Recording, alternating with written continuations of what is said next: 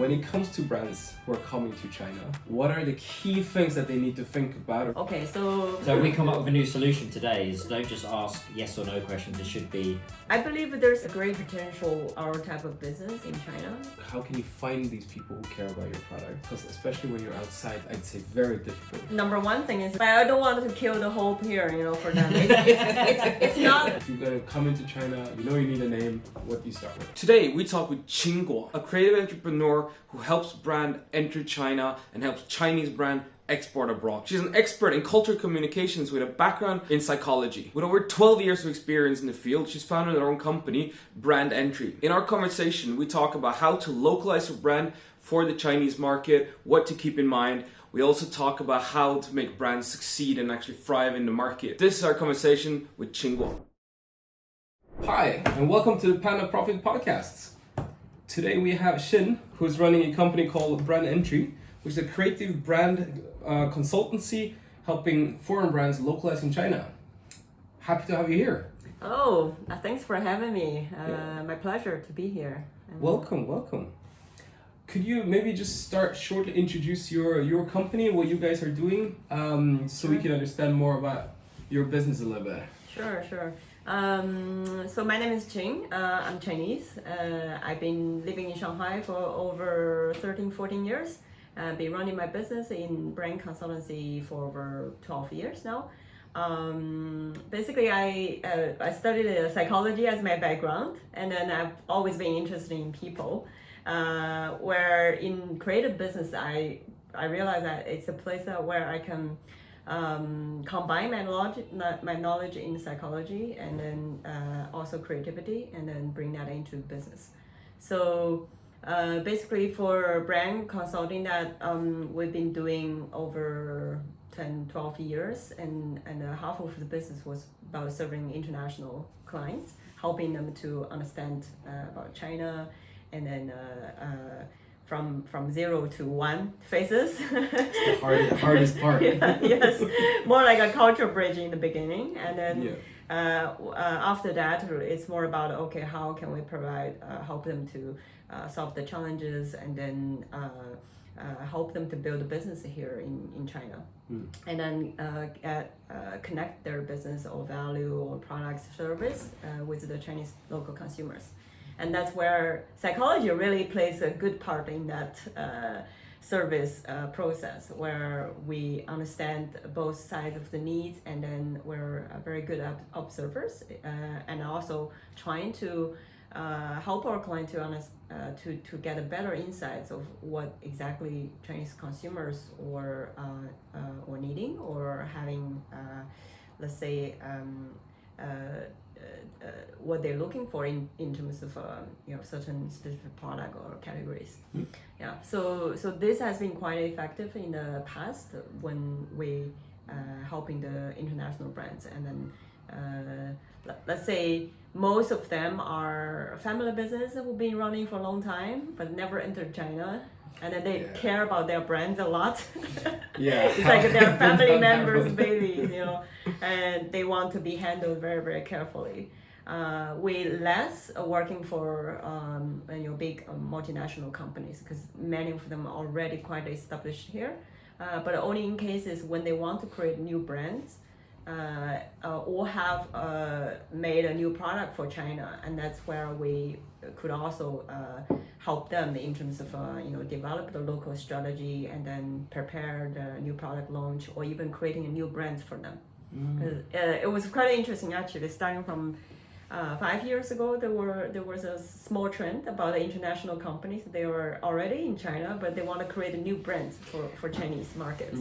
And then many of them believe that because what they had already, the business that is already successful outside China, not always successful in China. So they were thinking about why not creating a new brand, starting from here and made it for here. So that was I mentioned about 5 years ago, right? So we did actually create a number of projects or brands for that business, and then some were doing well, and some were even being replicated to outside China. A great potential for our type of business in China, and then I also see their different because the market happens really goes very fast, and I want to be able to experiment different approaches in how this consulting or service business could be. So in order to do that, I feel it's necessary or it's better that I started on my own, and then to experiment the thought that I have, how we improve our services, and then how we can better serve our clients. So that's basically the starting thoughts, and then I just want to build a better service company that really helps our clients to solve their immediate challenges, questions, not just for the sake of making the money, but also it's really about I really care about their success, and if I can help them to be successful, then I really have a value. I think better serving your clients, that's quite a good quote there. That It's sometimes very broad. no, it's something that does get lost in China sometimes. This idea of your customer is king, right? And understanding, and you also use the word experimentation, which is very key, trial and error with your business. So I'm interested to know what kind of model you brought in to better serve your clients. Yeah, that's an interesting topic. I think the often challenge that we met is that in our creative team, creatives always love to explore new and fresh ideas, and then they do not let's say they don't have a very long patience span for serving one type of clients. Yeah, I can see that. So we really I think our approach is all about making our team our creative team more business savvy. So the creative team, they have to think about the solutions, but they also needed to talk to our clients directly. We want to engage them, the creative team who does the execution work, to be there next to clients and to listen to clients and then feel what is really needed in there, because I believe let's say not only information by words, but also energy that you feel when you are actually be able to talk to client directly and then feel their worries and then understand why they're happy about certain things and not happy about certain things. And then also the other challenge is that often in agency, information lost in translation. Yes. So even some of our team, their English is not the most proficient, but I still want them to be there to listen to our clients' interviews. Sometimes we do interview with CEO levels, but then our designer also sit in the room. I want them to try to understand and to feel what this type of person is and what the company culture is about, before you can actually try to be in their shoes to think about solution. Yeah, because I think one of the difficulties a lot of foreign companies face when they come here is, of course, the language barrier is difficult. Yeah. But if you are stubborn and only work with people who have very high proficiency in English, you have a very limited group of people you can work with. And that is, at least in my opinion, if you really want to find the best people, you have to be prepared to find people who maybe are not that good in English, because they have been spending their time to study design, not study English. So that's the people you want to design. Indeed. Of course, that each talent needs to be specialized in certain area in order to be functional as a team. But what I'm trying to say is that the difference that I'm trying to bring is to make sure that all members in our team who are serving these clients understand the clients from inside out. Let's say, they really they can sense the let's say the priority or importance or what really this company or this CEO cares about when they're bringing products into China, and then to avoid the message gets lost in translation. So that has been proving very, very effective, because also our team really appreciates, because usually in other companies they don't have the opportunity to talk to company CEOs directly. Yeah. And then they always only talk to account managers and then having fight with them and then I disagree with them all the time, you know. So we're really trying to shorten that communication distance and then to make sure that each side that we aligned on the quickest and also more efficient manner.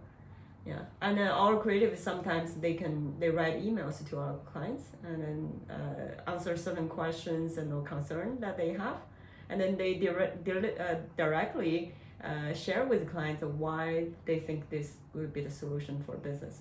So internally we also try to train our staff on different levels to be able to answer questions on business. No, and I mean I think that's a really big strength to try to sort of have everyone communicate across, because it's very easy that you just say, here's the account manager, this is your speaking point, and then everything goes through one person who's talking to only one person and then communicates on. But in the beginning, it's difficult to train our staff on different levels to be able to communicate on business, you know. So in the beginning, we always screen their emails. We ask them to reply in their way, which they think is suitable, and then we screen their emails. After a few months of training, then they can do it themselves. Interesting. So you gave them the tools first. So you said, right, you go away, create the email. Yeah. The way that you want to answer, because you create a solution, now you have to answer. Interesting, because with my team, I usually give them a template. Yeah. But you did the opposite. You said, look, write it in your own words, and then you go away. So you found that quite effective. Yeah, very effective because they deeply engage themselves in the solution which they create. They think it should be the solution for our clients' challenges, and then they think it is further about. Okay, because creative they can go a lot of directions, right? And then we really want them to be relevant to clients' business. So if you make them to feel that they're responsible in the business, and then they will think, okay, what would be the ideal solution for that client, not what they have in their mind that is the best or brilliant. So basically, the idea is really treat our creative team or junior strategy team as a business person, same level as our clients, team, where they can really understand the business terms, and then they engage their own work from that platform on. Yeah. So I think this approach has been very effective. And then in our company we don't have an account manager. No account managers. Yeah, we only have creatives and strategists. And then both of our strategists and creative, they can answer to our clients. So you basically the whole role of account manager, you just removed it and then let everyone just talk directly to each other. Yes. And then of course that this the content has to be managed and not like a chit chat all the time and then talk whatever they have to say. I think I do set up a model for them, like how in what manner you should talk, and then first of all, of course, you have to care for clients' business. You have to be in their shoes, and then also you are potentially customers of our clients' products, services, and what would you want or speaking to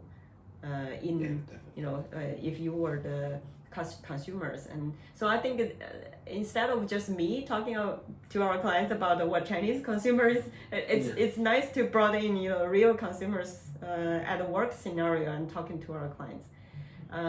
That's another thing in terms of why I feel this approach is very effective in terms of managing, communicating with client, but also managing their expectation, and then therefore having our team to be able to create the best solution possible. Yeah. Have you had any blowback from that? Have you had any from clients in particular? Not having a account manager that the client can say, well, who's my point of contact? So what's been the challenge with that? So at this, in terms of your question, that I'm always the person at the back if anything goes wrong. So the team knows that, but But I think they are not intentionally, just trying to, get on with things and then don't care about the consequences. I think they know that they have to kind of follow up in the right way because it's their reputation too. So I put them in forward. I would say to the team, if you don't get this right, what clients will think of you. So basically on this approach, I'm not criticizing them if they say anything wrong. It's fine, but you have to be careful and also thoughtful before what you say to the clients. You need to be responsible for that. And then once that message is clear, they will do their best to reply. They do make mistakes, say wrong things. But that's probably only the time when we're not being carefully checking through. But usually everything is proofread by another team before the email goes out to clients. I mean, for me, it sounds like when you get it up and running, it's healthy. Sure, there's definitely challenges on the way. Yeah. But I would prefer having that kind of connection because I know in certain cases when you work with, especially when we work, for example, with TPs. For setting up shops, we usually have one point of contact, and then that's the person who requests all the documents. But we never talked to. They keep their team very away from the contact point, and it becomes a lot of times where you feel there is an issue. I don't really know what you are. You keep asking me for information, and I'm doing my best to provide it, but it's never what you actually wanted because we never get to talk to the actual designer. Exactly. I think that's exactly the point because I feel in service is so important that everybody needs to be in the know, understanding the whole picture. Why, even you're working with a TP, help clients to build their business here, and then maybe that TP also needs to understand what's the objective of a client's brand. Maybe that also needs to be briefed. But I'm just saying that. If everybody is providing service in a loop or in one on one stage, and everybody plays a role, and then everybody needs to be aligned on the same level in terms of how this brand is about, and then need to be in the know for their ultimate goal or objective. So I found that was important, and then how to make sure that communication is always up to date is a challenge. That's why we really want our team and staff to be engaged on every conversation that's possible. Yeah, I mean, and that leading me into at least my next point, which is your key strength, brands, right? When it comes to brands who are coming to China, let's say there's a new brand is coming in. What are the kind of key things that they need to think about or key mistakes that they should try to avoid? Do you have any? What's your number one tips for new brands when they're coming here? Okay, so for most of brands who are deciding to come to China, they have already been very successful elsewhere.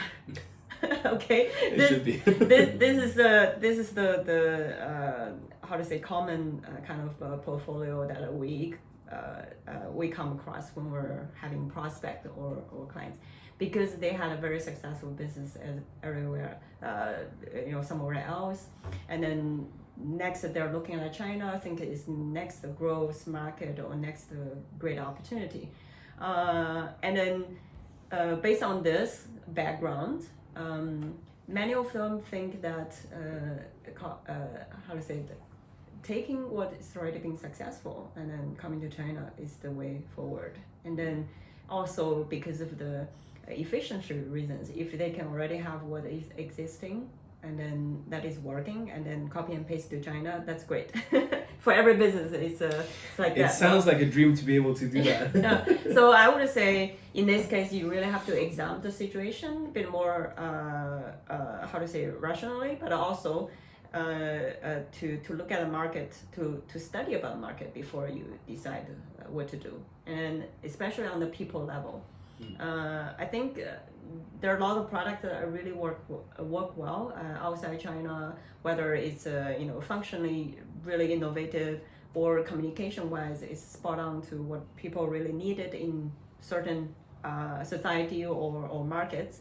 But then when it comes to China, you need to recheck whether that has been relevant for China. So this actually, to mention this sounds simple. That of course very straightforward. That's every business should do, right? But in fact, not. That's not the case from what we've seen.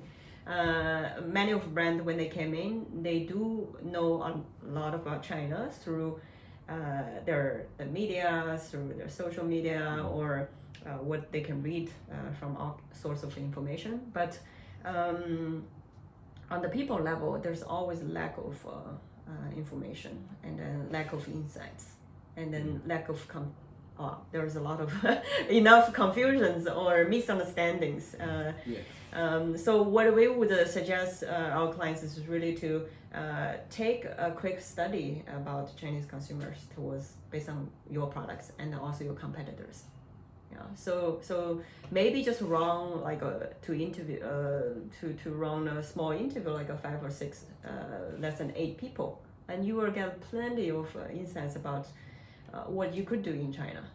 Okay, so you don't have to actually go away and do like big no survey massive survey. Just spend interview hundreds of thousands on a research firm. No, we never suggest our clients to do that. But before we start, providing service, we ask them, have you conducted any research or studies?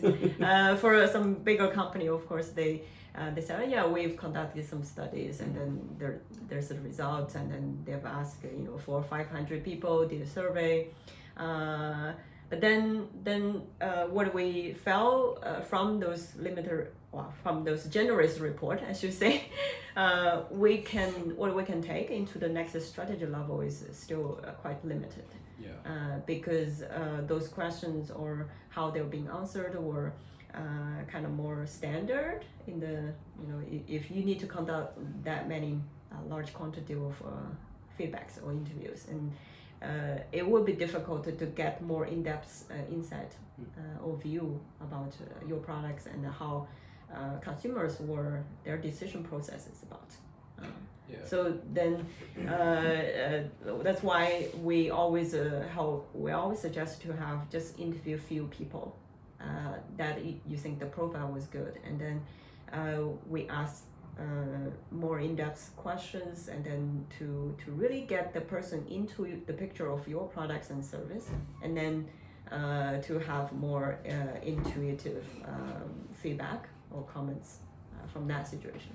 So this has been quite effective, and then on both sides, both for when we're serving international clients and all for Chinese clients who are going overseas. So I would say like both sides of the world share the same challenges, problems. Not just the Chinese international company into China have that blind spots, but the same for the Chinese company. When they go outside, they will be worried, they will be concerned, and then had a fear about I'm not sure about what that market is about, and then I don't know anything about it and how to do what to do. That's why it's so important to have good partners. You've got to have good partners on the ground, like yourself here in China. Simon and I, we're also the same.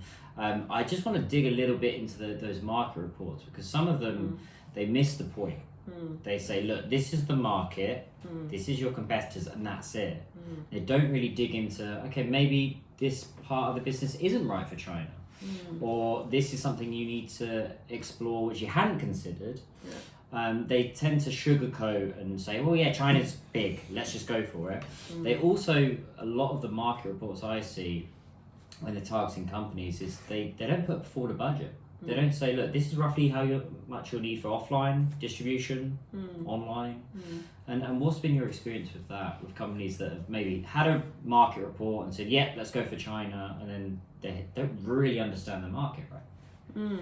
So, I mean, it really depends on client's approach and also what the market agencies, their core service is about. If they're only conducting the general research, then I think maybe their setup or the questions or the candidate they recruit, it's only about answering questions, not necessarily understanding the ultimate business goal or the picture of what clients want to build in China. Because the reason that I repeatedly mentioned about the in-depth interviews, really you need to understand or you need to be clear about your intention, why you're having that interview. Because of course, I'm not saying that you guide consumers to answer your questions. It's really about what you want to get out of the from the consumer. And for us, we actually want to know like what kind of message that clients, our consumers are actually feeling comfortable about when we're talking about to their customers. We'll get direct answer from them. We don't have to, we don't have to imagine or to manipulate a certain message, but just ask them directly, as simple as that.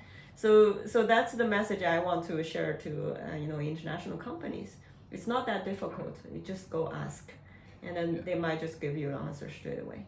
I think that's it happens a lot with even when we're creating brand names for our companies, for our clients' company. When they come to China, they need to create a unique Chinese name that is relating to their brand, but also sounds nice. And very often the times at the interview, our consumers give us quite a lot of inspiration or ideas, or even just answers. So that's what I would say. Try to shorten the the communication link between the company and then consumers. Yeah.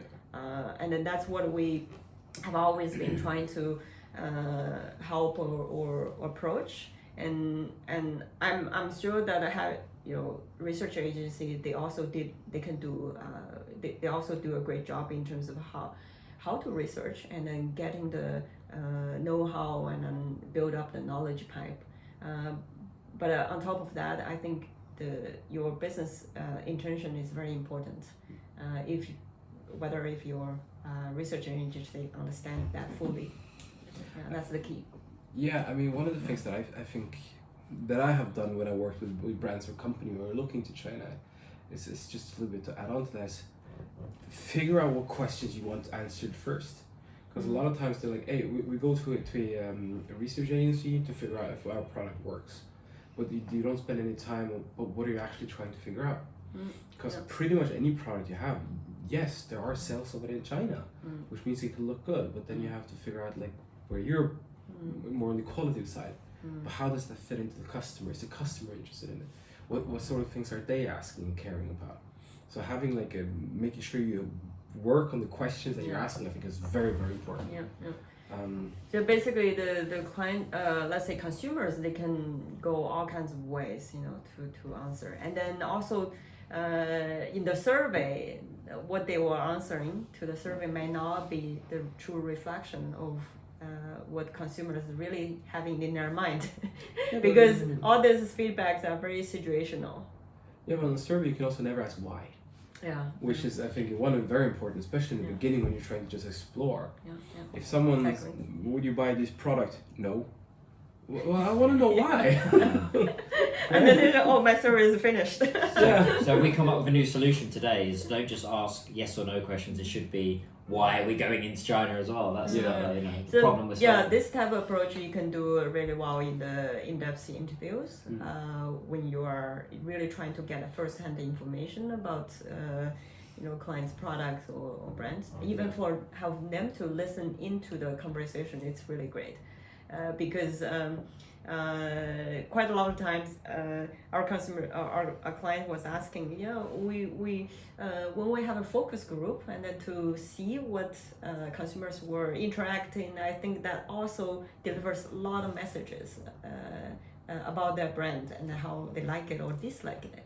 So then we see the point of why we need to engage our clients in those conversations with consumers. Or if they cannot present in the meeting, we having a recording for them, so they understand. They see how people react from their reaction on face and then their hands, or so that all gives a lot of messages from on the psychological perspective. It becomes a whole different story when you're sitting there and I'm seeing how people interact with my product.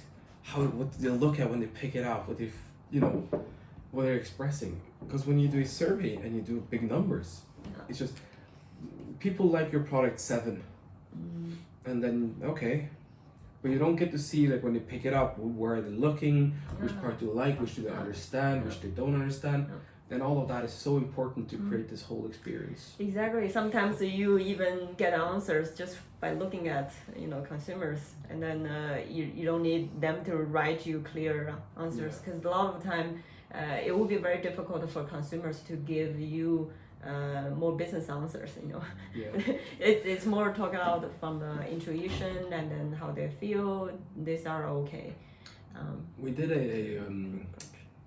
a qualitative study a while ago, actually a couple of years ago, and we did with students, and we realized that some of the people we brought in, like they wanted to give good answers, and we had one example that was so good. So we had the product, and we gave everyone the product. We didn't give any instruction, just use the product and just speak loudly what you feel. And then you have one girl, she picks up the product and is like, you see their face. and then she looks at me and is like, yeah, I like it. And then you immediately like, no, there is definitely something here we need to explore. Yeah, indeed, there are certain techniques can be adopted when you are setting up the interview. How to make them feel comfortable and then open to talk about like or dislikes, and then that's also super important. How do you do that with Chinese focus groups? So we only do like one-on-one interviews. Yeah. Interesting. Yeah. We the research company or agencies, they do focus group. Yeah. Sometimes when our clients have a good budget, and then also if they're for their company, that's a way they understand research, and then they kind of engage research agencies to help them to set up the research process. But for us, we only do qualitative interviews, one-on-one. I have one topic which I think you have touched a little bit on, which I think is very, very important for brands coming in. Okay. Name. Yeah. I mean, that is a tough one. Yes. To make sure you get a good name and you get this in order, especially because a lot of brands don't speak Chinese. Yeah. How would you recommend them to sort of, where do you start? If you're going to come into China, you need a name. Yeah. What do you start with? Yeah, well, it's it's quite take a difficult question, just throw it to you. There's some classic examples of companies that got it wrong. Coca-Cola. Yeah. Their first name was not a great translation. They changed to Cola. So What was your first? I can't remember the name of it, but I know it was a name that sounded odd in Chinese, and then they had to change the name. So. Indeed, I mean there are a lot of odds behind this when you are trying to create a perfect name for the brand in the Chinese context. I think in the past, let's say probably 80 or 90% of the company will help with market entry. We really spend a lot of time helping them think about what is the suitable name for China market. And then we came up with our own approach about how this process can be efficient, and also let's say in the end of the process you will be able to get at least one registrable trademark. Yeah. Because in the end you create a name, you won't be able to trademark it, otherwise there's no use. So basically in the past we had clients came to us, I think we're probably the second or third agency they've been working with to create a name, because the first one or two they work with, they give them a lot of beautiful name options, but after 6 months it was not registrable. So that's a number one mistake. Kind of classic.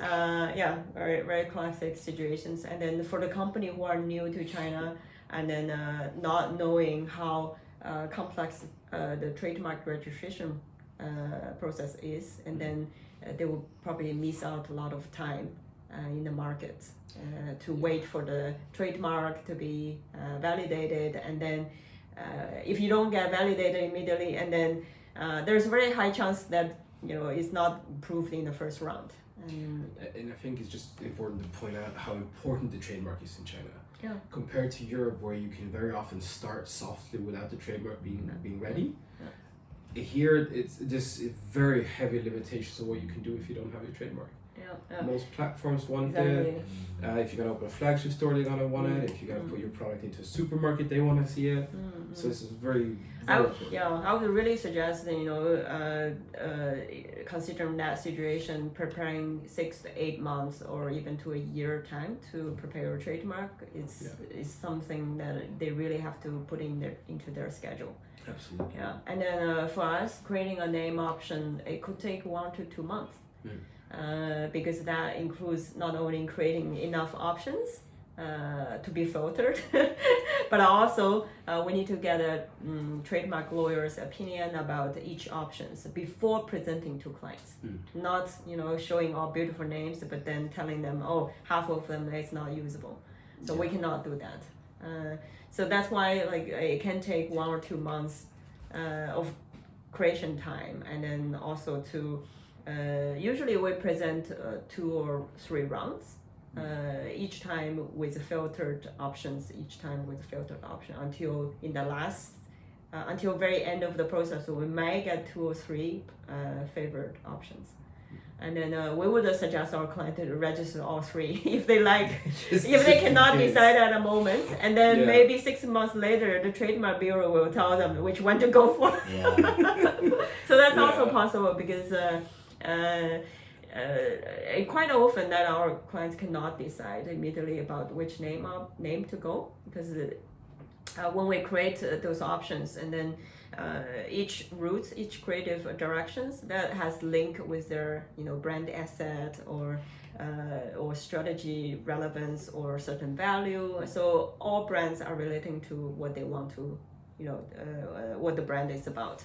And then out of these options, and then they still need to decide which is more prioritized, and then it was often hard for them to decide immediately. So then we would really suggest to register all of them, wait until 5 or 6 months later to see which one has higher chance for surviving.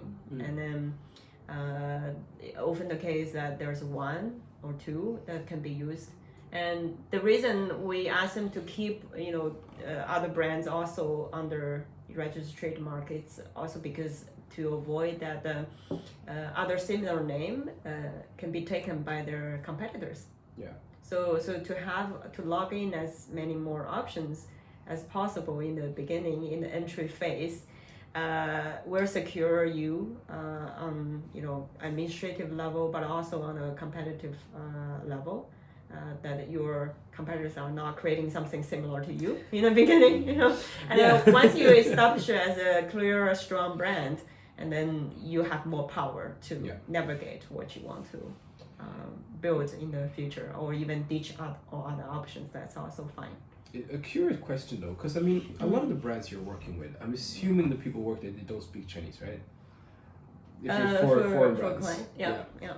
So then when you actually make a name and present it to them, how they cannot really understand the language. Sure, you can translate it, you can show the phonetically how you speak it, but it's difficult for them to sort of have any feeling, towards the characters that you're designing. How do you show that so that they can sort of realize Indeed. It just sounds weird. That's the other thing. Indeed, that's what when I was working with this Dutch company, where I had my general manager back then. He was Dutch, and then he does not speak a single Chinese, and then in order to make him to understand what is each meaning about it, I show pictures, and then I do motions, and then I explain to him a lot with many using different angles.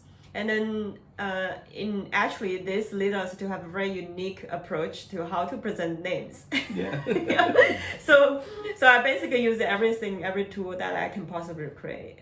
I can possibly bring to them and explain using words, and then next level is using stories, and then third we use images, and then the next will be the videos. So on different level of word explanation, and then first they need to understand the sound, know the sound, and then also to put them into an imaginative environment. Let's say fire rocket, 火箭.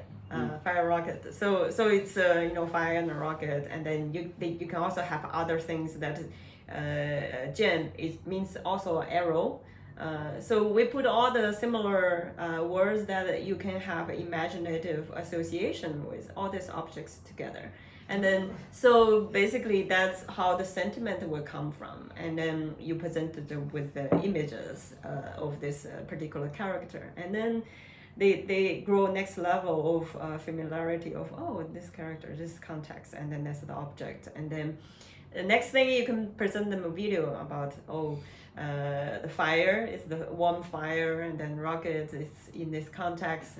And they get a very, very clear picture whether this particular character is relating to their brand or not. So that's there's a lot of work behind it. That's why in the past when we presented the name options, we never have to go back to the new creation rounds because it was just so clear and then so understood.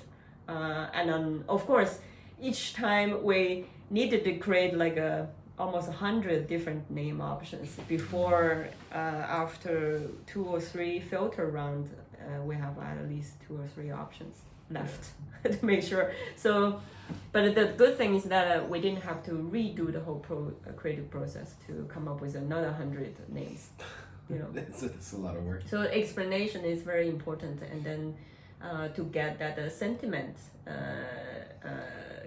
visible or clear for clients is really the key to name presentation. No, absolutely. So you almost make like a vision board. Yes. To explain the characters, explain the feelings on it. Yeah. I look at it this way. I think you're giving them a Chinese lesson.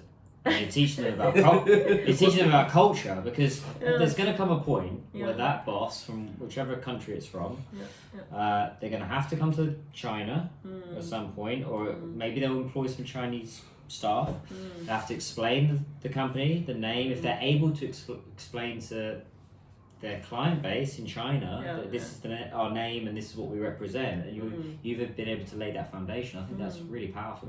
It will still be difficult for them to, you know, let's say to know exactly what Chinese characters is about, or really learn the Chinese from that context. But at least they get it, the imagination that is clear in their own mind. They know this character is associated with their brand, their business, and then their company. That's the key. I think it will still be very abstract for them, you know, in the end. But still, you can capture the feeling, I think, because I mean, a lot of the characters are, even for us coming here to learn the language, we're struggling to get all of the sentiment and all of the feelings that are behind it. The mood, because we didn't grow up with it. So like people have seen them. They've associated things to them similar to what we do with pictures and words as well, where you have associations and feelings and experience related to this, and that all ties into this kind of experience. Try to explain the characters to someone who don't speak the language. Because in the end, a really great way to do it. In the end, exactly, because in the end, that's what the consumers would take out from those words, characters. You know, they would, you know, look by looking at a certain characters. Their imagination will grow. So if our clients get the right imagination out of those characters, and then that's the same thing would be, you know, what would be growing in Chinese consumers' mind. So that's basically how we want to, you know, set up those presentations and then make them to be, have our clients to be able to feel what Chinese consumers can feel.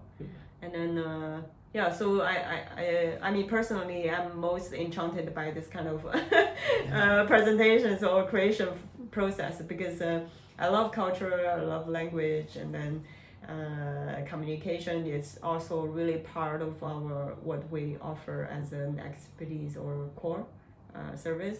And actually talking about the name creation and build image board and then also the mood board. It's about creating new brands too for us. You know, I mean it's very similar to when we are creating a new concept brand, completely new concept, and then nobody had ever seen it. And then how can you make sense? Make it make sense to people, and so people can understand. It's the same thing. It's interesting. It's like bring the known into unknown. bring the known into the unknown, and then also they become known. And Yeah. So name is one thing, and you're really good with localization, right? Which is what we tell our companies all the time. You've got to localize to the Chinese market. So you've got your name down. What would you say would be the next step to really localize? And you also mentioned about identifying with the customer, which I think is great in China. That's a really great point. So what would be your next step? Basically, it's really about looking at your local strategy. Of course, the strategy is a big word. It covers a lot of different things. First, your product has to be relevant. Number one thing. Sometimes our clients are very happy about their successful products in other markets, but then coming to China, maybe it's not the most relevant. And then that can also be a misunderstanding, And then in order to be, to gain more confidence for both service party, but also for the clients about winning in this market, they need to understand the strengths and weakness. And then, but can they still improve on what is not so relevant for China?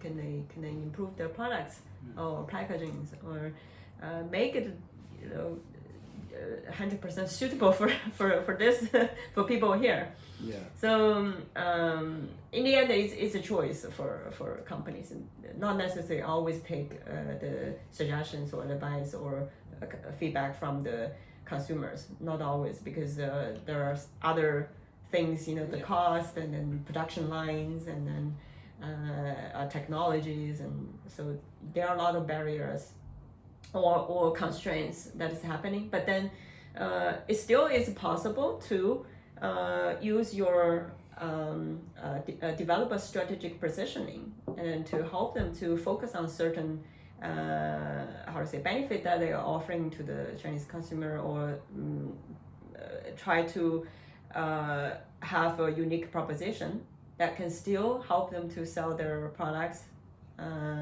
and then and also at the same time differentiate it from the competitors from here. So it's about a choice. First is to understand, and then make a decision on which angle or which proposition you want to take in the market. Because I like they're saying, if you want to sell to everybody, that means you have no market.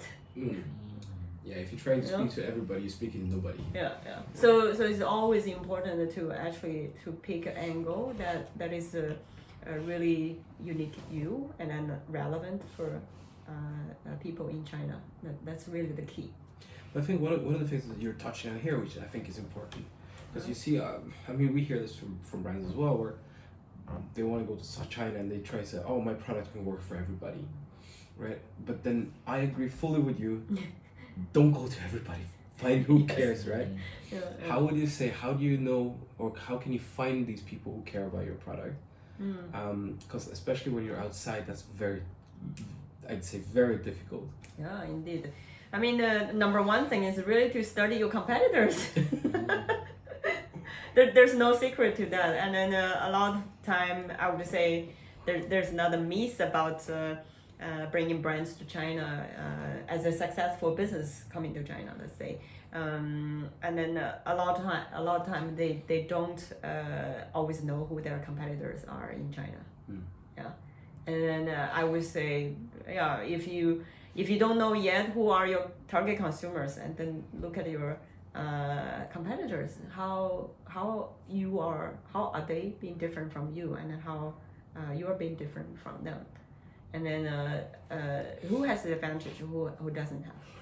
Yeah. But without understanding people, then you don't know your advantage at that point. Yeah. So I think if you only look at your competitors, right? Yeah. It's very easy. Oh, nobody's been going to this area. I have one here. I have one here. I have one here. Oh, this is empty. I'll go there. Yeah. But it could just be that no, there's absolutely nobody here who wants your product. Could be, but I would say probably 95 or 99% of the categories or market, you already have a competitor.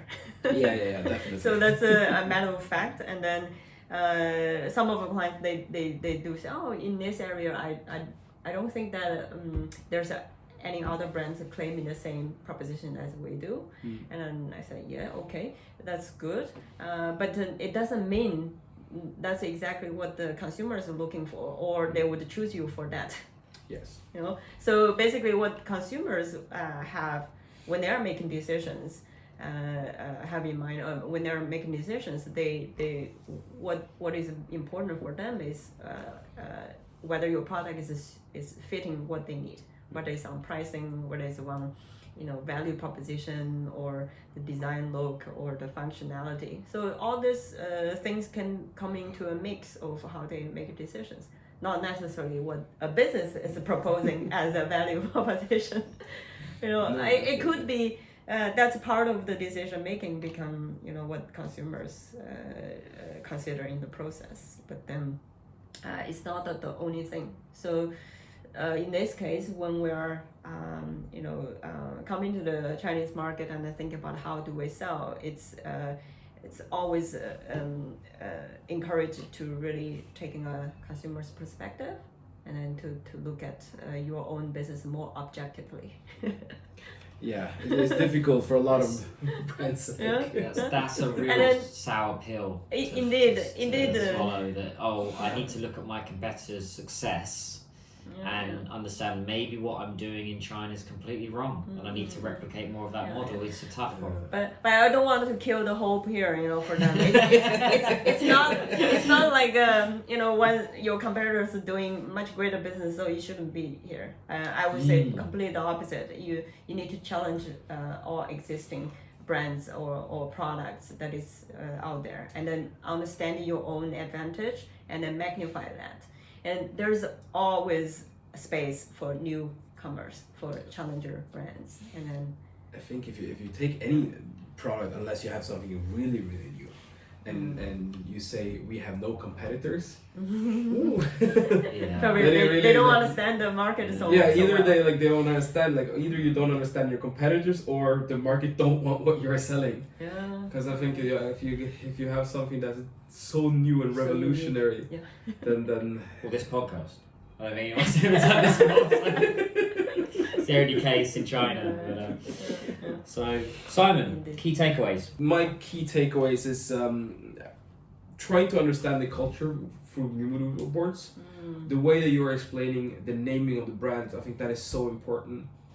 From the perspective of someone who's bringing brands into it, just making people understand what you are explaining, and understanding the feelings and associations behind all of the characters, and not just reading it straight off and this means that, this means that, this means that. Yeah. But what does that actually mean? What's that make people feel? To build a story.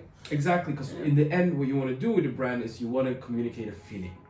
All of your messaging pictures is just, those are just ways to try to get people to feel something. So they feel something, so they change their behavior. So I think that is actually very spot on, a very good idea that I'm gonna bring implement. along. Yeah. Try it. Yeah, and understand. I really love that point. Is understand the Chinese market, right? When you come in, you've got to understand your own brand name.